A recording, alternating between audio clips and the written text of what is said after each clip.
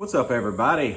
Episode 1. Guys, we're going to do 10 techniques in 10 days with my favorite St. Croix rod and why that's so important. So episode 1 today is one of my favorite ways to catch giant bass. And that's a chatterbait. Everybody knows them. Most people, if you fish a lot and you fish a lot of chatterbaits, you know what it catches. There's a few things that you might not know about it that can help you catch bigger and more fish on it. So first off,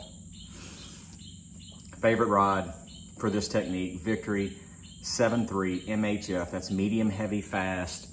This tweener rod, this 7.3 is, I've told you guys before, it's probably the most versatile rod on the planet. I could probably do 10 techniques on this rod alone.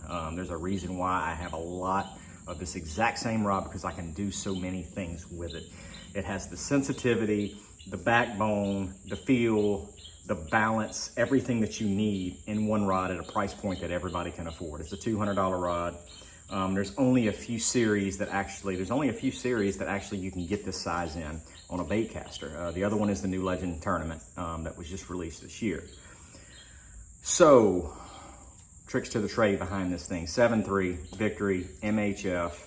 I like a beefier rod, especially with a chatterbait, guys, because you lose a lot of fish on a chatterbait. Some people do because you're not getting the hook in a fish. I don't want the backbone to be able to really put that hook in a fish. Still has that medium, heavy, fast, still has the tip that I can make extremely long casts on. Down to the line, 16-pound Sunline Sniper right here. 16 pounds, guys, one of the most all-around best lines on the market. Extremely strong, very, very castable, very durable. Down to the bait. Half ounce. This right here is an evergreen chatterbait. We all jackhammer, as we've all are very familiar with. There's something about this particular one. I have no affiliation with them. Fish just eat this thing. So there's a couple of things that you need to know about a trailer, guys.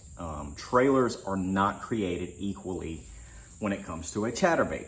The chatterbait will react differently to different types of trailers.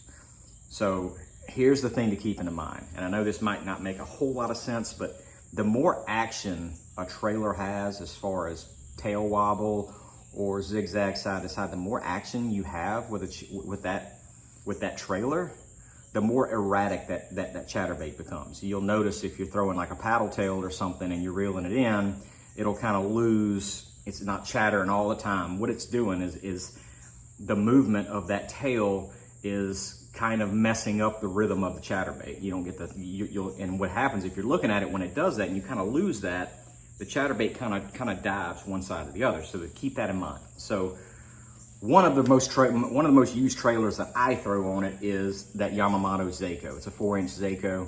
It doesn't have a whole lot of action in it, and the chatterbait actually stays steady and keeps kind of just a vibrating pattern to a Zeiko. You don't get a whole lot of that stop, start, and erratic motion. Sometimes this is key, and I've caught a lot of big fish on this one, guys, including St. Lawrence River, 25-pound bag of smallmouth and 2 foot and less water on day 1 at that St. Lawrence River tournament. They were absolutely smashing this thing.